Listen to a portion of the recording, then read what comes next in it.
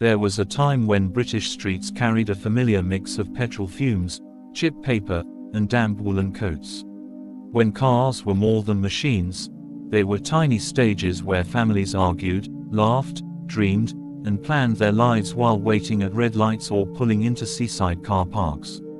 From council estates to narrow B roads threading through market towns, these cars quietly shaped everyday Britain.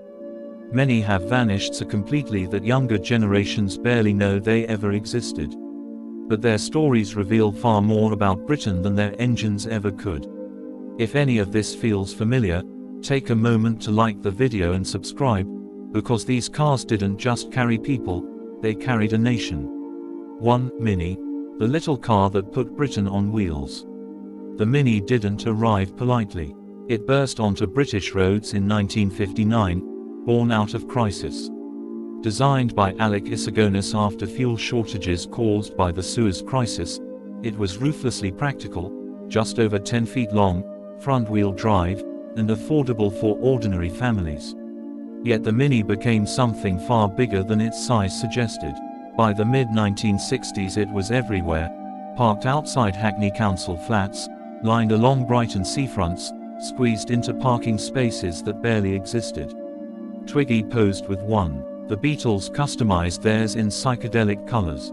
And the Mini Cooper S stunned the world by winning the Monte Carlo Rally in 1964, 1965, and 1967. Inside, knees pressed against dashboards, radios crackled, and families lived the daily dramas. The Mini didn't just move people, it democratized mobility, quietly blurring old class lines. By 1970, 1 in 10 cars in London was a Mini. Its decline came not through loss of love, but slow corporate mismanagement.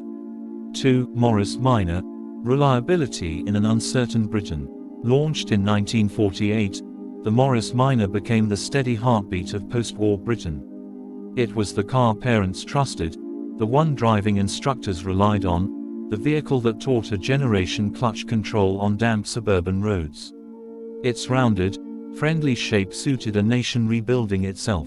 Through the 1950s and 60s, miners sat outside terraced houses in Leeds, Coventry, and Bristol, engines ticking softly as drivers locked up with shopping bags. It started on freezing mornings when flashier cars refused. It never promised excitement, only that it would get you home before the streetlights came on. By 1971, more than 1 million had been built. The Morris Minor didn't disappear suddenly. It was simply overtaken by modern life. 3. Ford Cortina, Middle England's driveway dream. When the Ford Cortina arrived in 1962, it understood Britain perfectly. It looked American enough to feel aspirational, yet remained affordable for the growing middle class. Soon it filled the streets of Slough, Stoke-on-Trent, and Stevenage, proudly parked outside new semi-detached homes. Fathers drove Cortinas to expanding industrial estates. Mothers used them for supermarket shops, replacing corner stores that once defined neighborhoods. Inside, vinyl seats stuck to sunburned legs, Radio 1 played Tony Blackburn, and crisp packets collected under seats after Sunday drives to Brighton or Southend. The Cortina endured oil crises and economic strain, fading quietly as tastes changed. 4. Austin Allegro, pride, embarrassment, and persistence. Few British cars divide opinion like the Austin Allegro. Launched in 1973, it arrived at the worst possible moment. Strikes, inflation, and declining build quality plagued British Leyland. Its awkward styling and infamous square steering wheel became national jokes. Yet hundreds of thousands were sold. Buying British still mattered. Families packed Allegros for caravan holidays to Wales, crawling along motorways with patience and quiet resignation. The Allegro didn't vanish because people hated it, it faded because it symbolized an industry losing its direction. 5. Vauxhall Viva, freedom on a budget. The Vauxhall Viva promised nothing fancy, just transport. Cheap to buy, cheap to fix, and quick to rust, it nevertheless delivered something priceless: independence. In an era of unreliable trains and strikes, even a basic car meant freedom. Families drove from Birmingham to Blackpool, boots crammed with luggage, Radio 2 playing softly as children squabbled in the back. For many, the Viva was their first taste of the open road. 6. Hillman Imp. Ambition undermined by reality.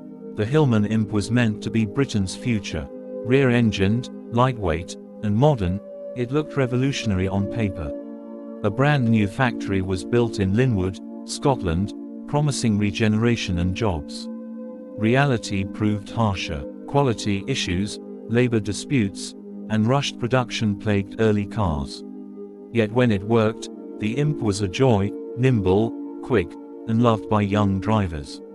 It failed commercially, but hinted at what British engineering might have been.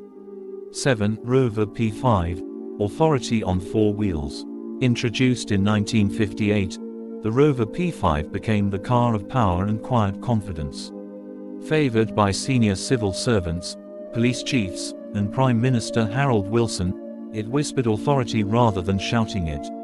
Walnut dashboards, thick carpets, and leather seats insulated occupants from a turbulent world. As Britain changed in the 1970s, the P5 represented a dignified, hierarchical Britain slowly slipping away. 8. Triumph Herald, style and optimism. Styled by Italian designer Giovanni Michelotti, the Triumph Herald arrived in 1959 full of charm. Its tight turning circle impressed drivers, while the convertible version captured imaginations. With the roof down, even grey British evenings felt glamorous. Couples drove to countryside pubs pretending drizzle was sunshine. It symbolized a hopeful Britain, one that believed style and practicality could coexist. 9. Ford Escort, Britain's invisible icon. Launched in 1968, the Ford Escort became Britain's most ordinary success story. It simply worked, and because it worked, it was everywhere. Outside council houses, in factory car parks, queued at petrol stations during the fuel crisis, Escorts quietly carried lives forward. First dates, job interviews, emergency hospital runs. It mattered because it never asked to be noticed. 10. British Leyland, when cars became a national story. By the mid-1970s, British Leyland symbolized both pride and decline. Absorbing Austin, Morris, Triumph, and Rover, it produced nearly half of Britain's cars. Though plagued by strikes and outdated designs, people kept buying them out of loyalty. These cars carried the weight of a nation struggling to adapt to a changing world. These cars were never just metal and rubber. They were the backdrop to British life, carrying families through recovery, uncertainty,